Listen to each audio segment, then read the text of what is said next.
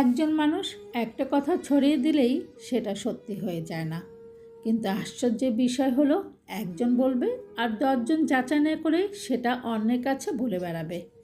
খুব কম মানুষই থেমে ভাবে, আচ্ছা কথাটা কি সত্যি? এইভাবেই একটা মিথ্যা কথা ধীরে ধীরে অনেক মানুষের কাছে সত্যি হয়ে যায়। তাই কেউ তোমার সম্পর্কে কিছু বললেই সঙ্গে সঙ্গে বিশ্বাস করো না, কারণ মানুষ পুরো গল্পটা না জেনেই অর্ধেক সত্য দিয়ে পুরো একটা বিচার করে ফেলে। কেউ তোমাকে ভুল বুঝলে প্রতিবার নিজেকে প্রমাণ করার দরকার নেই।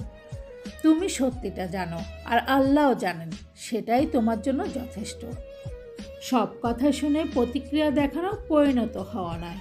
কখন চুপ থাকতে হয়, কখন সত্য যাচাই করতে হয়, সেটাও এক ধরনের বুদ্ধিমত্তা। মনে রেখো, মানুষের মুখে ছড়ানো কথা তোমার পরিচয় নয়। তোমার চরিত্র আর কাজই একদিন তোমার হয়ে কথা বলবে। বিথিস ওয়ার্ল্ডে জুড়ে থাকার জন্য অনেক অনেক ধন্যবাদ।